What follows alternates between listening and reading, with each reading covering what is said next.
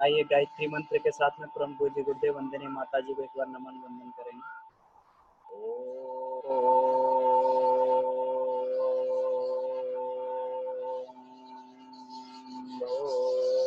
भुवः स्वः तत्सवितुर्वरेण्यं भर्गो देवस्य धीमहि धियो यो नः प्रचोदयात्।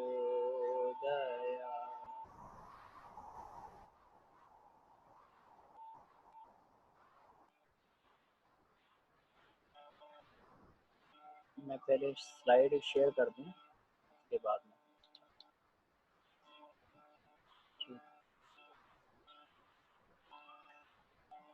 तो इसमें आज हम लोग इस पर चर्चा करेंगे कि शरीर के रहस्यमय जो जीन्स होते हैं, रहस्यमय भाग, रहस्यमय घटक जो जीन्स होते हैं, ये जीन्स किस तरीके से अपना कार्य करते हैं, किस तरीके से ये बनते हैं, सेल की क्या भूमिका होती है। तो ये पूरा हम इस बात पे चर्चा करेंगे।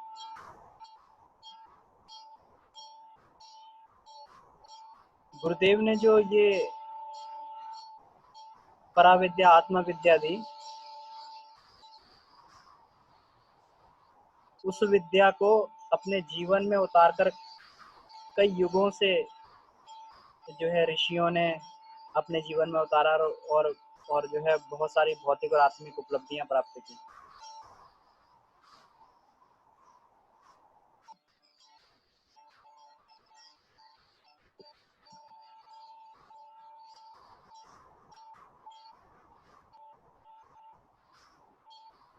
पिछले समय में हो सकता है, पहले समय में हजारों लाखों साल तपश्चर्या में लोगों को लग जाते थे सिद्धि प्राप्त करने के लिए,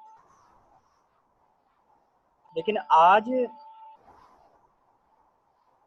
गुरुदेव अगर इस बात को कहते हैं कि 10 साल में, 10 वर्ष में हमारा जो पंचकोश जागृत हो जाता है, पंचकोश सिद्धि मिल जाती है, तो इसका एक बहुत बड़ा कारण ये भी है कि आज भौतिक विज्ञान पे जो है बड़ी कमांड हो गई है मनुष्य की। आज उस सारी चीजों को विजुअलाइज किया जा सकता है जो पहले उनको देखा नहीं जा सकता था, जो पहले केवल महसूस किया जा सकता था। जब ऋषि लोग चेतना के स्तर पे जाते थे तो अंदर के चक्रों को, उपत्यकाओं को, इन सब जो है भ्रमरों को, इनका दर्शन किया करते थे। लेकिन आज के युग में और वो भी तब कर सकते थे जब कोई पात्र व्यक्ति हो, लेकिन आज के समय में हर एक व्यक्ति अपने पूरे ऑर्गन्स का, अंदर के पूरे जो है बॉडी सिस्टम को विजुअलाइज कर सकता है। और ये सबसे बड़ा फैक्टर है कि साधना जल्दी सफल हो जाती है। कैसे? जो हमारी प्राणिक हीलिंग, प्राणिक चिकित्सा का विज्ञान है, जो तंत्र विज्ञान है, ये पूरा का पूरा विजुअलाइजेशन पे टिका हुआ है कि प्राण ऊर्जा को इकट्ठा किया जाए और फिर अपने लक्ष्य पर उसको एक फ्लो बनाकर लक्ष्य पर उसको भेजा जाए। और जितना क्लियर इसमें लक्ष्य होता है उतना ही जल्दी ये सामने वाले पर तंत्र के प्रयोग हो जाते हैं, या फिर प्राणिक हीलिंग के प्रयोग हो जाते हैं। प्राणिक हीलिंग भी बेसिकली एक कहना चाहिए तंत्र की ही शाखा है, या तंत्र भी एक प्राणिक जो है ये एनर्जी को भेजने की एक विधा है।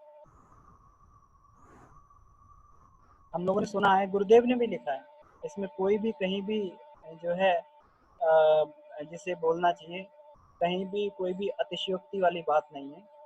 गुरुदेव ने इसमें साफ साफ लिखा है कि जब प्राणिक हीलिंग के प्रयोग किए जाते हैं तो प्राणिक हीलिंग के प्रयोग में जो है, जिस पर प्राणिक हीलिंग का प्रयोग करना है, तो उसका चित्र सामने रखा जाता है। चित्र उसका उपलब्ध नहीं है तो उसके बाल को रखा जाता है। इसीलिए जो है ये बच्चे जब हमारे छोटे होते हैं, छोटे बच्चों को मुंडन संस्कार करने से पहले उनको बाहर नहीं ले आ सकते, क्योंकि उनके बाल कट जाते हैं तो बाल से तंत्र प्रयोग हो जाते हैं, क्योंकि मीडिया मिल जाता है, एनर्जी को ट्रेवल करने के लिए मीडिया मिल जाता है। जब तक दो पॉइंट्स के बीच में एक तार नहीं जुड़ेगा तब तक वहां पे एनर्जी फ्लो नहीं हो सकता। इस तार को जोड़ने के लिए अपना सोर्स से डेस्टिनेशन तक एनर्जी को ट्रेवल करने के लिए एक लक्ष्य, एक जो है बीच में मीडिया चाहिए, और ये मीडिया ही जो है ये अलग अलग विधाओं के रूप में तंत्र प्रयोग में प्रयोग किए जाते हैं। किसी के कपड़े हो गए, कपड़े से भी तंत्र प्रयोग हो जाता है, किसी का फोटो हो गया, या किसी का जो है ये इसमें बाल हो गए, ये सबसे तंत्र प्रयोग हो जाते हैं। बिना इसके बहुत मुश्किल होता है।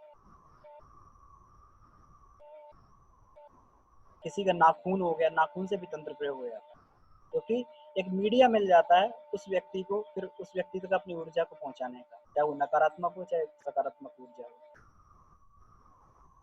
तो आज के समय में आध्यात्मिक साधनाएं इसलिए सुलभ हो गई हैं कि आज हम लोग विजुलाइज कर चुके हैं सब चीजें। हम ध्यान के माध्यम से अपने अपने सूक्ष्मतम जो है सूक्ष्मतम शरीर के सूक्ष्मतम घटक तक पहुंच सकते हैं, क्योंकि हम जानते हैं कि जर्नी किस तरीके से होती है, कहाँ कहाँ से होकर हमारा जो है सिस्टम चलता है। तो अभी हमारे जो शरीर का जो सूक्ष्म घटक है इसको सेल माना जाता है। सेल सेल जो है सूक्ष्म घटक है, क्योंकि सेल से ऑर्गन बनता है, फिर ऑर्गन सेल से जो है टिश्यू बनता है, टिश्यू से ऑर्गन बनते हैं, और ऑर्गन से फिर हमारे जो है अलग अलग जो सिस्टम बनता है। और इस सिस्टम से अलग अलग सिस्टम जो होते हैं हमारे, चाहे वो हमारा डाइजेस्टिव सिस्टम हो या रेस्पिरेटरी सिस्टम हो, वो सारे सिस्टम से मिलकर हमारी बॉडी बनती है, पूरी एज ए होल बॉडी बनती है।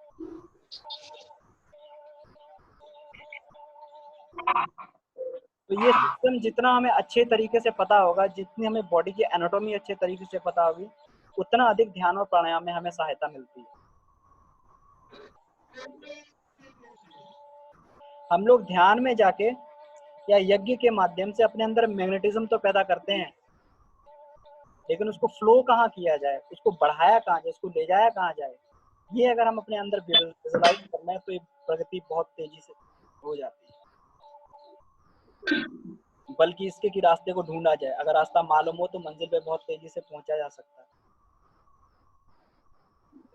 तो ये गुरुदेव ने जो है इन्हीं बातों का ये ध्यान रखे कि विजुअलाइजेशन होना चाहिए। उन्होंने अन्नमय की साधना में ये 3 टॉपिक उन्होंने इसमें दिए। एक टॉपिक उन्होंने हार्मोनल सिस्टम का दिया, 2 टॉपिक जो है उन्होंने हमारे शरीर के रहस्यमय घटक जीन्स और अन्नमय कोश का जीन्स प्रक्रिया पर चमत्कारी प्रभाव, जीन्स प्रक्रिया का परिवर्तन, अन्नमय कोश से जीन्स प्रक्रिया का परिवर्तन, ये 2 टॉपिक तो जीन्स के ऊपर गुरुदेव ने दिए, क्योंकि गुरुदेव जानते थे, इसीलिए गुरुदेव वैज्ञानिक, किसी ने नहीं दिया, और किसी के इतने लिखने के किसी के अंदर इतना इतना जो है कॉन्फिडेंस नहीं आया किसी के अंदर कोई लिख सके कि अन्नमय कोश कोई ऐसी साधना भी है जिससे जीन्स को बदला जा सकता है। लेकिन गुरुदेव ने लिखा। तो गुरुदेव विज्ञान की भी पराकाष्ठा, भौतिक विज्ञान की भी पराकाष्ठा पे थे और आध्यात्मिक विज्ञान की भी पराकाष्ठा थे, इसीलिए वो दोनों को मिला पाए। गुरुदेव पढ़ाया करते थे, डॉक्टर्स को, बड़े बड़े डॉक्टर्स को पढ़ाते थे, क्योंकि डॉक्टर मेडिकल साइंस तो ये मानती है कि जीन्स को बदला नहीं जा सकता, या डीएनए को बदला नहीं जा सकता, कोई हमारे पास ऐसी सुविधा नहीं है, बदला नहीं जा सकता उसको, इसमें आगे दिया हुआ है, क्यों, उसके क्या रीजन है। लेकिन गुरुदेव ने कहा कि हाँ, आध्यात्मिक प्रक्रिया के द्वारा इसको बदला जा सकता है। जहाँ पर भौतिक विज्ञान की सीमाएं हैं, जहाँ पर खत्म होता है वहाँ आध्यात्मिक विज्ञान शुरू होता है। भौतिक विज्ञान की आखिरी सीमा क्वांटम है, क्वांटम के आगे उसको कुछ पता नहीं कि क्वांटम के आगे भी कोई चीज होती है, उसको खोजने के प्रयास भी किए गए, लेकिन उसके आगे उसको मिला नहीं कुछ भी कि गॉड पार्टिकल क्या है। गॉड पार्टिकल को खोजने के प्रयास किए गए क्वांटम के बाद में, लेकिन वो इतना समर्थ नहीं हो पाया कि उसको गॉड पार्टिकल को ढूंढा जा सके। और हमारा विज्ञान, हमारा आध्यात्मिक विज्ञान यहीं से शुरू होता है। देखिए कितनी बड़ी बात है, हमारा आध्यात्मिक विज्ञान यहाँ से शुरू होता है, वो प्राण से शुरू होता है। प्राण को ईश्वर बोला गया है, प्राण से प्रारंभ होता है। प्राण त्रायते सा गायत्री, गायत्री वाइदम सर्वम, मतलब गायत्री प्राण है, तो इस सारी सृष्टि की रचना ही प्राण से हुई है, यहीं से शुरुआत होती है अध्यात्म।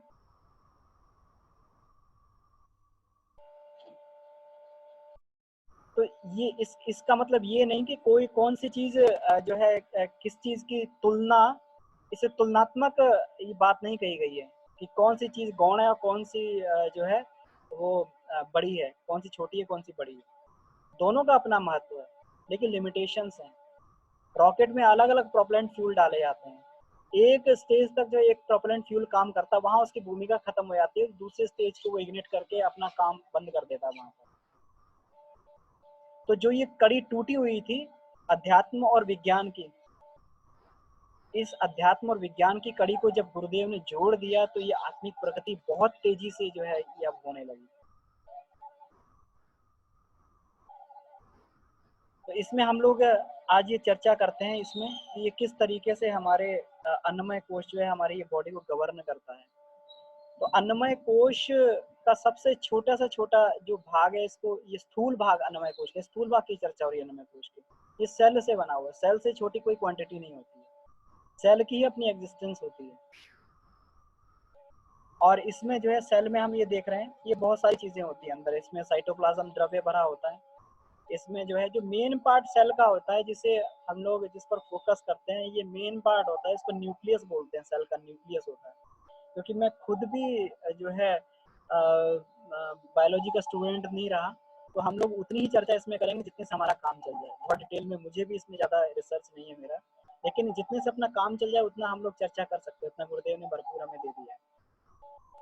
तो ये न्यूक्लियस होता है, तो न्यूक्लियस ही इसका सेल का ब्रेन होता है। सेल किस तरीके से फंक्शनिंग करेगा तो ये न्यूक्लियस के बेसिस पे हम लोग इसको जान सकते हैं। न्यूक्लियस के बेसिस पे हम लोग ये तय कर सकते हैं कि हमारा सेल कैसे फंक्शनिंग करेगा। गुरुदेव जब ध्यान में पहले बताया करते थे कि कण कण में प्रज्ञा, रोम रोम में प्रज्ञा, तभी समझ नहीं आता था प्रज्ञा तो ये बुद्धि का विषय है और बुद्धि तो मस्तिष्क में होती है, तो फिर रोम रोम में कण कण की बात कहाँ से आ गई। लेकिन जब फिर इसको डिटेल में पढ़ा तब समझ में आया कि हर एक सेल की अपनी एक बुद्धि होती है, एक सेल का एक माइंड होता है जिसे हम न्यूक्लियस बोलते हैं। अगर उस न्यूक्लियस का अगर वो सेल, अगर उसका माइंड गड़बड़ा जाए, अगर न्यूक्लियस गड़बड़ा जाए तो माइंड गड़बड़ा जाए तो सेल विद्रोह कर देता है। और जब वो सेल विद्रोह करता है तो हम जानते हैं क्या हो जाता है, कैंसर हो जाता है। उसकी सेल की प्रोग्रामिंग गड़बड़ हो जाती है, उसका माइंड गड़बड़ हो जाता है, उसकी प्रज्ञा बुद्धि नष्ट हो जाती है। तो जितने समय में उसको नष्ट होना चाहिए नहीं होता नष्ट, और धीरे धीरे सेल्स के ट्यूमर बनने लगता है, वहां पर बहुत सारे सेल डिपॉजिट होने लगते हैं और ट्यूमर बनने लगता है, इसी को कैंसर बोला जाता है। हम जान सकते हैं कि जो गुरुदेव कितनी बड़ी बात कहा करते थे कि कण कण में प्रज्ञा, रोम रोम में प्रज्ञा, इसीलिए कि हर एक सेल प्रज्ञावान होना चाहिए। हम एक बॉडी नहीं है, हमारे अंदर 72,000 अरब जो है बॉडीज काम कर रही हैं, और उन बॉडी का अगर हमारे अंदर साम्य होगा तभी हम जो साम्य अवस्था को प्राप्त करेंगे, तभी हमारे पूरे के पूरे जो उद्देश्य हमारे एक दिशा में होगा। अगर वो सब अपने अपने दिशा में भागेंगे तो फिर मनुष्य की शक्ति और स्थिति बिखरी हुई रहती है। अब इसके अंदर जो इसका माइंड होता है किन चीजों से बना होता है, इसके माइंड में जो है जो ये हमारा न्यूक्लियस होता है, न्यूक्लियस में हमारे क्रोमोसोम्स होते हैं। और हर एक जो ह्यूमन सेल होता है उसमें 23 क्रोमोसोम्स होते हैं, 23 क्रोमोसोम्स। 23 में 22 क्रोमोसोम तो ये नर नारी दोनों में बराबर होते हैं। एक क्रोमोसोम, उसके अंदर एक क्रोमोसोम का जो पेयर होता है, 23 पेयर होते हैं, 23 जोड़े। एक क्रोमोसोम का पेयर उसके अंदर ऐसे होता है, ये इसमें आगे दिखाया गया, देखिए। एक क्रोमोसोम का पेयर इसमें ऐसा होता है जो मादा और नर को डिसाइड करता है कि इसमें नर और मादा किस बेसिस पर डिसाइड होगा। तो ये जो जो फीमेल होता है उसमें XX होता है, XX क्रोमोसोम होता है, और मेल होता है उसमें X और Y क्रोमोसोम होता है। तो केवल एक पुरुष में ही ऐसी जो है शक्ति होती है कि वो जो नर और मादा दोनों को पैदा कर सकता है।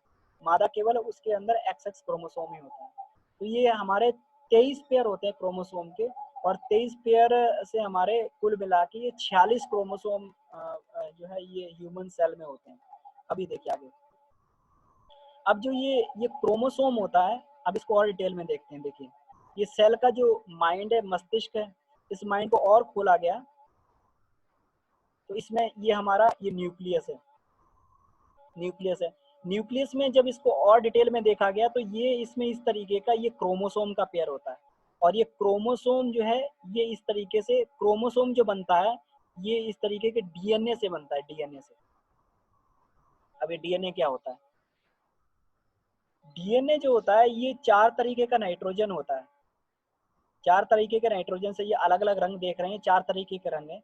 तो बेसिकली ये क्या डीएनए पेयर है, ये 2 नाइट्रोजन का एक पेयर होता है। और 2 नाइट्रोजन का पेयर जो है ये मिलके जो है एक हमारा डीएनए डीएनए बनता है, डीएनए पेयर बनता है।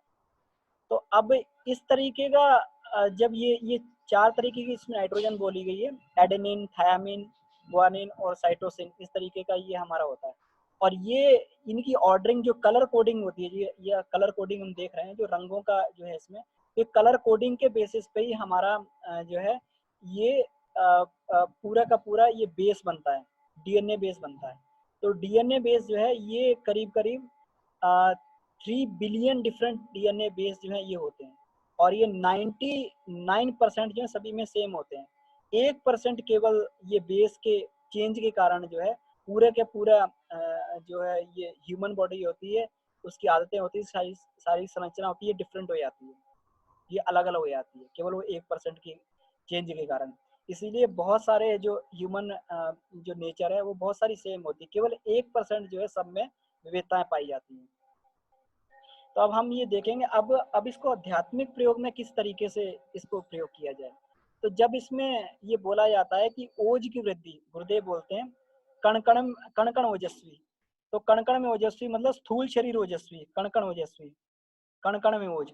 तो जब कण कण में ओज की बात की जाए तो हमारा क्या होता है कि जो ये हमारा मूलाधार चक्र है जहाँ से सारी नाड़ियां निकलती हैं, इन्हीं से फिर आगे डिफरेंट डिफरेंट जो है इडा और पिंगला नाड़ियां अलग अलग, ये नाड़ियों अलग अलग नाड़ियां इडा और पिंगला से निकलती हैं।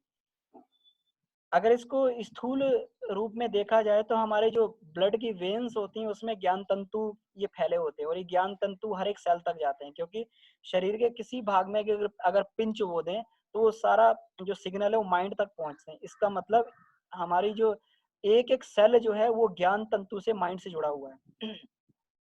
तो जब ध्यान की अवस्था में बैठते हैं तो कण कण ओजस्वी बोलते हैं। तो ओज मतलब ये स्थूल शरीर की ताकत है। स्थूल शरीर को चमकीला बनाने के लिए, स्थूल सेल को जो चमकीला बनाने के लिए हम लोग वहां से भावना करते हैं कि जो ये हमारा इसमें प्राण है, प्राण मूलाधार से इडा पिंगला में फ्लो होता हुआ, इडा पिंगला से ये 72,000 नाड़ियों में फ्लो होता हुआ एक एक बॉडी सेल में जा रहा। तो सेल को देखेंगे तो सेल को पूरा का पूरा, क्योंकि स्थूल बॉडी है तो पूरा का पूरा सेल को चमकीला बना देंगे, पूरा का पूरा सेल को चमकीला बना देंगे कि सेल में ओज भर रहा है।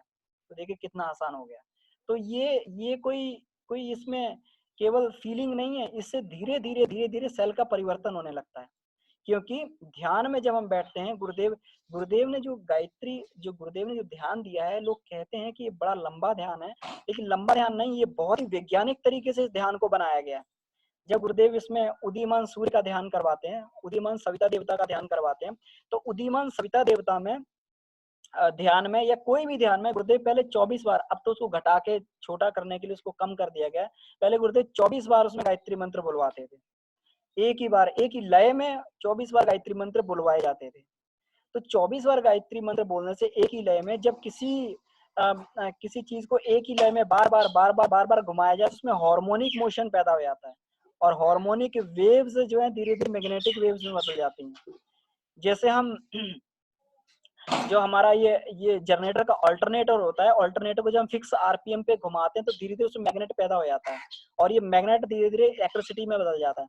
तो जब भी हम ये गायत्री मंत्र बोलते हैं, एक कंटिन्यूस लय में, कंटिन्यूस स्वर में जब ये गायत्री मंत्र बोला है, आपने देखा होगा कि गुरुदेव का कभी स्वर गड़बड़ाता नहीं है, वो जिस स्वर में बोलते हैं उसी स्वर में ही वो पूरा का पूरा गायत्री मंत्र बोलते हैं।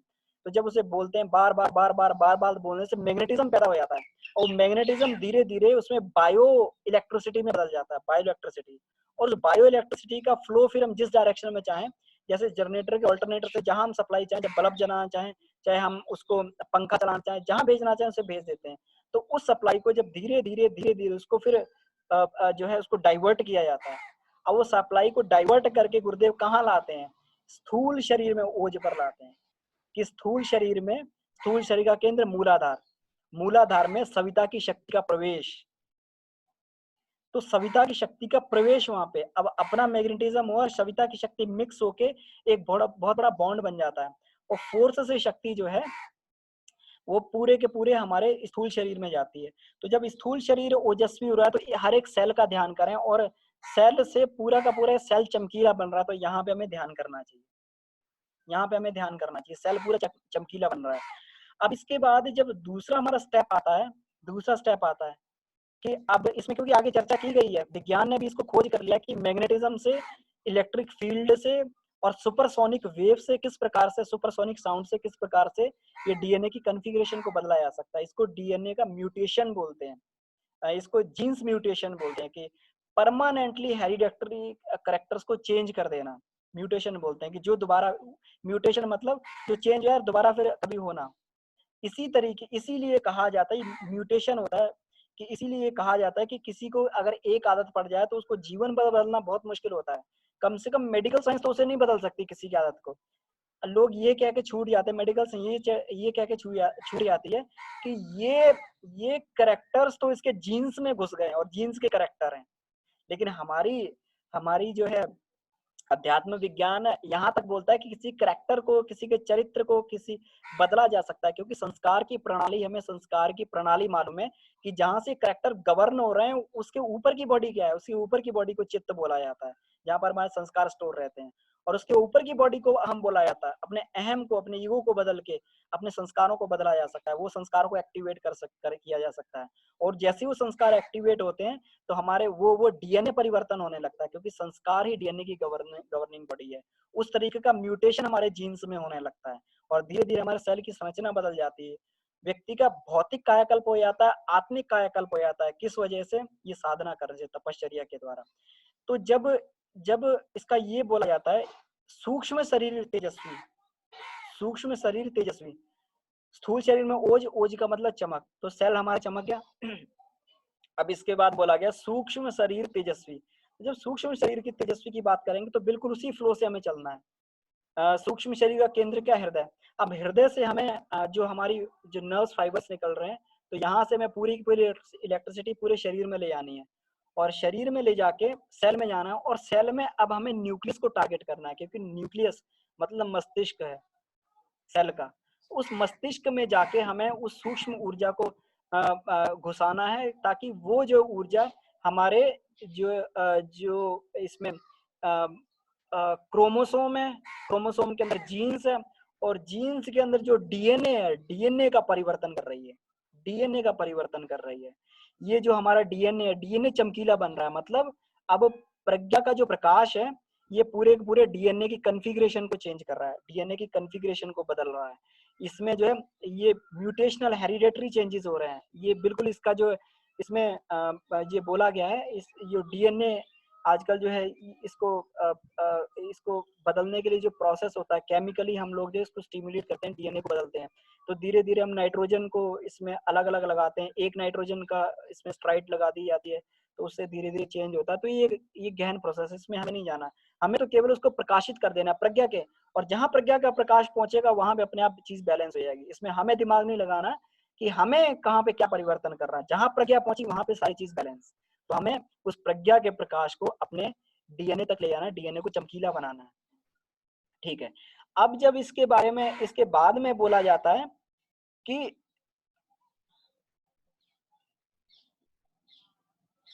कारण शरीर, कारण शरीर का केंद्र हमारा सहस्त्रार। तो जब सहस्त्रार में हम लोग प्रकाश को लेके जाएंगे, सहस्त्रार में प्रकाश को लेके जाएंगे, अब हम उसके कारण, हम उसके जो है कारण, संस्कार और कारण में अटैक कर रहे हैं। और कारण शरीर हमारा चित्त से और अहम से कारण शरीर बनता है। मैं क्या हूँ, वो माई। तो अहम से और चित्त से हमारा कारण शरीर बनता है। तो ये इनविजिबल बॉडी है, डीएनए से भी परे बॉडी है। इसी को जो है अन्नमय कोश बोला जाता है, गवर्निंग बॉडी बोली जाती है, हमारे जीन्स की गवर्निंग बॉडी बोली जाती है। तो वहां पर जो है ये कारण शरीर से प्रकाश पूरे के पूरे शरीर में फैल रहा है, और कहीं पे भी कोई कुसंस्कार अगर हमारे जीन्स में घुसा हुआ है तो कुसंस्कार ठीक हो रहा है, और हमारा अहम बदल रहा है। गायत्री साधना के चमत्कार में, गायत्री साधना का उद्देश्य, गायत्री महाविज्ञान भाग 1 को आप पढ़ के देखें, इससे डिटेल में पता लग जाएगा कि किस प्रकार से अहम से चित्त और चित्त से फिर विचार बदलते हैं और किस प्रकार से हमारे भौतिक शरीर में चेंजेस हुए आते हैं। इसको पढ़ के देखिए, इसमें बहुत डिटेल में गुरुदेव ने समझाया। तो ये हमारे संस्कार भी बदल रहे हैं। इसी से धीरे धीरे करके स्थूल सूक्ष्म और कारण शरीर का ध्यान के माध्यम से जो परिवर्तन होने लगता है। ये एक विधा है, ध्यान के माध्यम से कैसे परिवर्तित होता है, ये एक विधा है। तो ये पूरा का पूरा हमें इसको ये साइकिल को ध्यान में रखना है, एनाटॉमी को ध्यान में रखना है। इसमें आगे बढ़ते हैं। आगे बढ़ के ये क्रोमोसोम की हम लोग चर्चा कर चुके हैं। क्रोमोसोम को गुण सूत्र बोले जाते हैं कि जहां से हमारे गुणों को मिलाया जाता है। तो ये गुण सूत्र इसको बोले जाते हैं। जो इनके शादी से पहले जो गुणों को मिलाने की बात जो की जाती है वो इसी वजह से की जाती है कि पहले जो है अवयस्क उम्र में विवाह हो जाते थे तो कुंडलिनी मिलाने की जरूरत पड़ती थी, क्योंकि ये मालूम नहीं रहता था कि बच्चा आगे चल के किन किन गुणों को अपने जीवन में विकसित करेगा। तो उसके गुणों को मिला दिया जाता था और गुणों को मिला के जो है ये देख लिया जाता था कि इनके आपस में कितने गुण मिलते हैं और वो गुण के आधार पे फिर जो इनकी शादी की जाती थी। तो ये बेसिकली ये गुण जो है ये गुण सूत्रों से गुण बनते हैं और ये हम लोग एस्ट्रोलॉजी के द्वारा हम लोग ये ज्योतिष विज्ञान के द्वारा पता लगा लेते हैं कि किसी व्यक्ति के गुण क्या है, क्योंकि वो जो व्यक्ति जिन नक्षत्रों में जन्म लेता है उसके गुण सूत्र वैसे ही बन जाते हैं। ये पूरा का पूरा साइंस है, अपनी अलग ही साइंस है। अब इसमें इसमें ये पूरा का बताया गया है कि केमिकल लेवल से हमारा जो केमिकल जो नाइट्रोजन के जो एटम्स होते हैं उससे हमारा ये मॉलिक्यूल्स बनता है और मॉलिक्यूल से हमारे टिश्यू बनता है, सेल बनता है। सेल से हमारा ये टिश्यू बन जाता है, टिश्यू से धीरे धीरे ऑर्गन बनता है, ऑर्गन से पूरा पूरा बॉडी सिस्टम बन जाता है। तो इसी तरीके से हमें कहाँ पे जाके फोकस करना है, हमें उस डीएनए वाले केमिकल पार्ट पे हमें जाके उधर फोकस करना पड़ता है। ये होता है। इसमें बताया गया है कि जीन्स जो है ये आसपास के जो गुण सूत्र जो है ये आसपास के वातावरण से भी बदलते हैं और हाँ, और साथ में ये मनुष्य के विचारों और भावनात्मक विशेषताओं के संस्कार ग्रहण करने में समर्थ होते हैं। मेडिकल साइंस इस बात को नहीं मानता कि किस प्रकार से विचार से भावनाओं से, अब मानने लगा है कि पॉजिटिव सोचो, पॉजिटिव सोचो, पॉजिटिव सोचो। अब पॉजिटिव सोचने का इसीलिए बार बार कहा जाता है कि ये बिल्कुल हमारे अंदर के इसको जीन्स को बदलने लगता है, जेनेटिक चेंजेस करने लगता है। लेकिन ना पॉजिटिव सोच पाए तो फिर हम क्या करें, तो फिर हमें आध्यात्मिक साधनाएं करनी पड़ती हैं। ये पूरा इसमें ये बताया है कि ये बनते कैसे हैं। तो बनने का यही फॉर्मूला होता है कि इसमें जो जीन्स होते हैं, जो हम गुणसूत्र होते हैं, इसमें से 1/4 जो है माता का होता है, 1/4 जो है पिता का होता है। जो हम बात करते हैं कि जो आत्मा जो अपने अपने अपने माता पिता का चुनाव करती है, तो माता पिता का चुनाव उनके गुणसूत्रों के आधार पर ही माता पिता का चुनाव करती है, क्योंकि 1/4 उसके फिर ये जीन्स में आ जाता है। तो आधा जो उसका जो गुण सूत्र है ये वहां से बनते हैं। 1/4 जो है उसके जो है 4 पीढ़ियों से आते हैं। जो उसके 4 पीढ़ी हैं, जो है 4 पीढ़ी जिसे अपन बोलते हैं कि ये दादा परदादा और जो है उसके ऊपर, तो 1/4 वहां से आता है। और 1/4 हिस्सा जो है ये पुरानी पीढ़ियों से, जहां से हमारा जो गोत्र शुरू हुआ है, जहां से हमारा ओरिजिन हुआ है, जिस ऋषि से हम आए हैं, इसीलिए गोत्र का उच्चारण किया जाता है कि कोई व्यक्ति अपने गोत्र को बता के ये बताता है कि मैं इस ऋषि के अनुशासन में मैं चलता हूँ, मतलब इस ऋषि के गुण सूत्र मेरे अंदर हैं, इस ऋषि के जीन्स मेरे अंदर हैं। तो बार बार जब संकल्प में बोला जाता है कि मैं उस ऋषि की परंपरा से हूँ, तो ये वास्तविक रूप ये वहीं से होता है, ये उसका कि ऋषि के जीन्स हम लोग अपने शरीर में लेके आते हैं। आगे इसको देखते हैं। इसमें कुछ दिया गया है कि जीन्स में कुछ बीमारियां होती, जरूरी नहीं है कोई बीमारी हो ही जाएगी, लेकिन उस बीमारी के लिए वो व्यक्ति अधिक जो है रिसेप्टिविटी उसकी अधिक बढ़ जाती है, वो अपनी बीमारी को खत्म भी कर सकता है। उसको अगर वो इसकी साधना करता है, साधना के द्वारा जो है उसके जीन्स के परिवर्तन, डीएनए के परिवर्तन से वो बीमारी बिल्कुल जड़ से खत्म हो जाती है। अगर नहीं खत्म होती तो व्यक्ति की रिसेप्टिविटी उस बीमारी के प्रति बढ़ जाती है।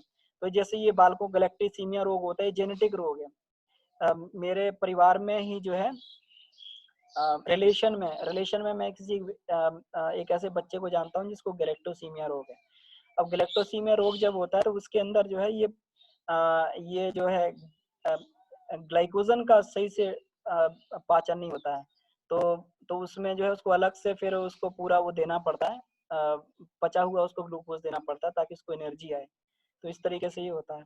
तो इसमें इस बात की भी चर्चा की गई है कि अगर हमारी जीन प्रक्रिया अगर हमारी इतनी उन्नत हो जाए, तो जो इसमें जो गेहूँ, ज्वार, बाजरा इत्यादि फसलें होती हैं, उसमें राइज़ोबियम बैक्टीरिया को अगर उसमें रोपित कर दिया जाए, तो फिर फसलों में जो हज़ारों का जो यूरिया लगता है, तो वो लगना बंद हो जाएगा, क्योंकि यूरिया से नाइट्रोजन मिलता है और नाइट्रोजन जो है ये राइज़ोबियम बैक्टीरिया जो है ये वातावरण से नाइट्रोजन को खींच के और ये इसको यूरिया में कन्वर्ट कर देता है। केवल राइज़ोबियम बैक्टीरिया ही कर पाता है।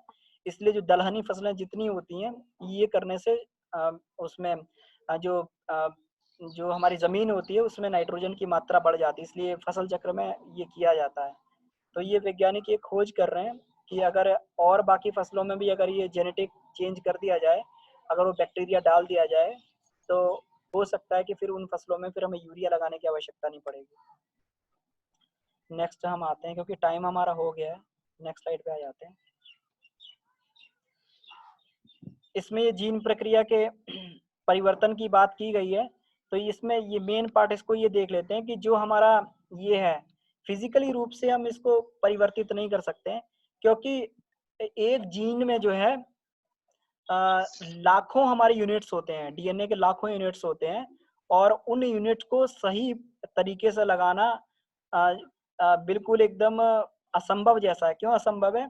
क्योंकि डॉक्टर हरगोविंद खुराना ने एक ऐसे बैक्टीरिया को लिया था जिसके जीन के अंदर केवल 199 यूनिट्स थे, और 199 यूनिट्स को उनको सही रूप से मिलाने में उनको पूरे 9 वर्ष लग गए थे। तो हम जान सकते हैं कि लाखों यूनिट्स को मिलाने में कितना समय लग जाएगा, तो ये बिल्कुल एकदम दुष्कर है। लेकिन इसमें ये बताया गया है कि जो हमारे न्यूक्लिक एसिड होते हैं, जिसे डीएनए बोला जाता है, तो ये न्यूक्लिक एसिड के माध्यम से हम इनका परिवर्तन कर सकते हैं। अगर इस एंजाइम पे अगर न्यूक्लिक एसिड्स को कंट्रोल कर लिया जाए, तो इसको किया जा सकता है, परिवर्तित किया जा सकता है।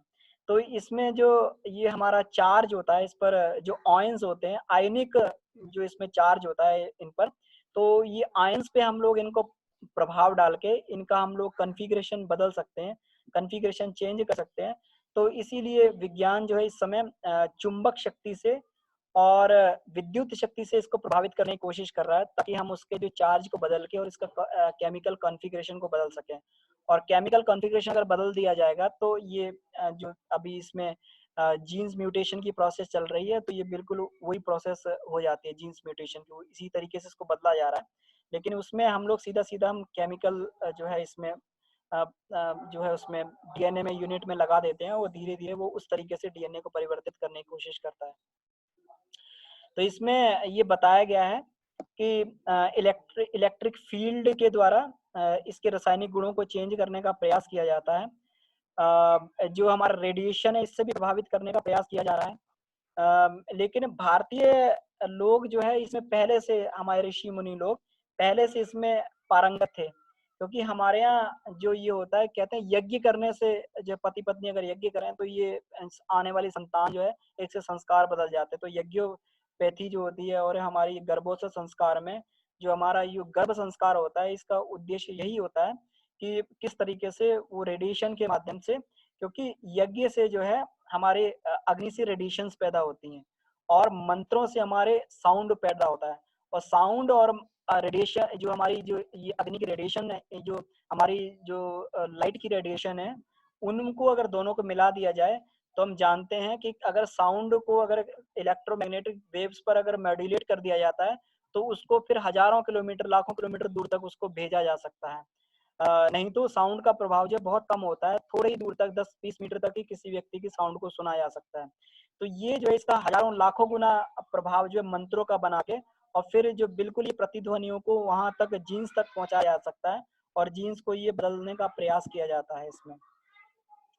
तो इसी को जो बोला गया है, इसमें सोनिक और सुपरसोनिक साउंड्स को पैदा किया जाता है मंत्रों के द्वारा, और ये इसमें मंत्रों के द्वारा, और ये चुंबकत्व पैदा किया जाता है ये तपश्चर्या के द्वारा। जो बायोमैग्नेटिज्म जो पैदा होता है तपश्चर्या के द्वारा, हम लोग जो है ये बायोमैग्नेटिज्म अपने अंदर पैदा करते हैं, जिसे जैव चुंबकत्व बोलते हैं, जो मनोमय कोश की जो साधना होती है। तो मनोमय कोश की साधना करने से धीरे धीरे हमारे अंदर ये जेनेटिक परिवर्तन आने लगते हैं, जो शुरू से अन्नमय कोश से ये प्रारंभ हो जाते हैं। तो ठीक है, आज की क्लास को हम लोग यहीं समाप्त करते हैं। इसके लिए डिटेल स्टडी करने के लिए आप वांग्मय नंबर 13 का जो है इसको जरूर पढ़ें। ठीक है भैया, तो आज की क्लास को यहीं खत्म करते हैं। अगर कोई किसी क्वेश्चन हो तो हैंड रेज कर दें, क्योंकि समय काफी हो गया है। इस क्लास को थोड़ा ज्यादा समय चाहिए था, तो हम लोगों ने इसको जो पूरा करने का प्रयास किया। किसी का कोई क्वेश्चन हो तो वो पूछ सकते हैं, या कोई इस क्वेश्चन हो तो चैट में पोस्ट कर सकते हैं, अपना हैंड रेज कर सकते हैं।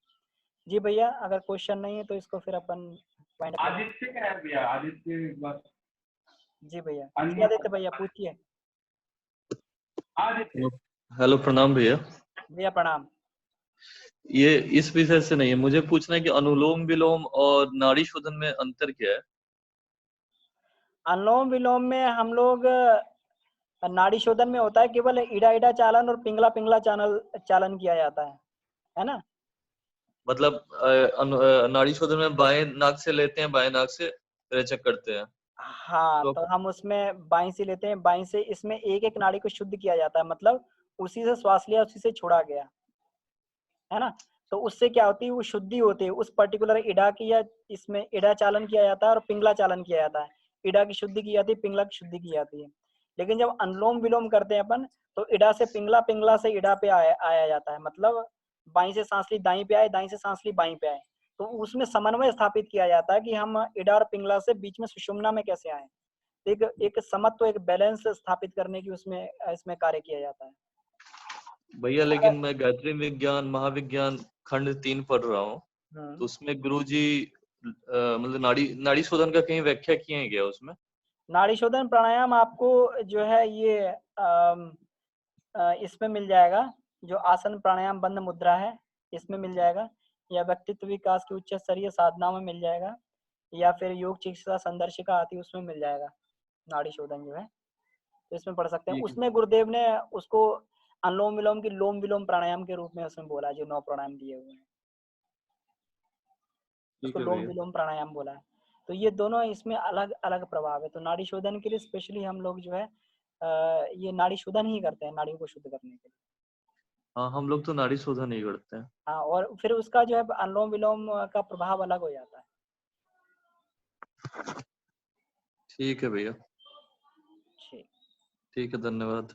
ठीक है, धन्यवाद। तो हम लोग जो है आज की क्लास को यहीं पे समाप्त करते हैं। ठीक है भैया। अभी एक बार उसको बता देते हैं कि जैसे ये 3 तारीख तक का लॉकडाउन था, तब तक अपन ने क्लासेस को रखा था। अब मोस्ट प्रोबेबली ये लॉकडाउन शायद एक्सटेंड होगा। अब किस पॉइंट पर पता नहीं, हो सकता है 25% मैन पावर से काम चले या कैसे भी चले, लेकिन ये एक्सटेंड तो होगा और कईयों के लिए होगा। तो अब इसको रेगुलर ना करके 3 तारीख के बाद इसको कर लिया जाए, मतलब संडे के बाद में हर संडे टू संडे ये रखी जाएगी क्लास। तो इसका रीजन भैया आप ही बता दो, मतलब कि उसको संडे टू संडे किया जाना चाहिए। जी भैया, रीजन उसमें ये है कि ज्ञान लेके हमें पचाना चाहिए। तो ये गुरुदेव का साहित्य, तो इसमें अपन ने इतना ये लिया है, तो अन्नमय, प्राणमय और मनोमय तीनों कोश बिल्कुल साथ साथ में चलेंगे। तो जितना अपन ने सीखा उसको प्रैक्टिस भी किया जाए, क्योंकि फीडिंग अगर एक लेवल से ज्यादा हो तो फिर वो फीडिंग जो है फिर उस भोजन में आनंद नहीं आता है, वो बोरिंग हो जाती है ना। तो इसलिए वो बोरिंग ना बने हमारे लिए, तो उसको अधिक से अधिक प्रयास किया जाए। और ये आत्मोत्कर्ष ग्रुप है, तो जो लोग नहीं है इस ग्रुप में, अगर जुड़ना चाहें तो इसमें ग्रुप में जुड़े। और हम लोग स्वाध्याय करते हैं, फिर स्वाध्याय के बाद अपने अपने विचार, अपने अपने क्वेश्चन उसमें हम लोग डालते हैं। तो रोज का रोज उसमें क्वेश्चन पोस्ट कर सकते हैं, अपने क्या स्वाध्याय किया, कुछ अगर अच्छा भी मिले तो उसमें पोस्ट कर सकते हैं, और अपनी प्रगति को उसमें बताया जा सकता है कि कितनी कितनी हमारी प्रगति चल रही है। तो इसलिए हम लोग जो है, क्योंकि साधना के लिए भी समय चाहिए, इसमें 1.25 घंटा का समय लगता है करीब करीब। तो अब जो हम प्रैक्टिकल में, अभी तो पढ़ लिया, प्रैक्टिकल में हम लोग ये 1.25 घंटे का समय लगाएं, प्रैक्टिकल करें। 30-40 मिनट हम लोग जो है इसमें आसन प्राणायाम में लगाएं, फिर 15 मिनट ध्यान में, जप में लगाएं, 15-20 मिनट हम लोग स्वाध्याय में भी लगाएं, उषा पान में लगाएं। तो इस तरीके से हम लोग फिर प्रैक्टिकल भी करें। जी भैया। और आत्मोत्कर्ष ग्रुप से जो लोग जुड़ना चाहें तो कल वो भैया को बता देंगे, तो भैया उनको आत्मोत्कर्ष ग्रुप से जोड़ देंगे। ये प्योर जो आत्मिकी की चर्चा के लिए ग्रुप बना है, इसमें कोई भी हम लोग इधर उधर का मैसेज ना तो फॉरवर्ड करते हैं ना कोई करते हैं, सिर्फ इसमें प्योर विशुद्ध आत्मिकी की चर्चा होती है, वो केवल अनुभव की चर्चा, जो अनुभव है उस आधार पे हम लोग चर्चा करते हैं। जी भैया ठीक है, ठीक है, चलिए शांति पाठ किया जाए। ओम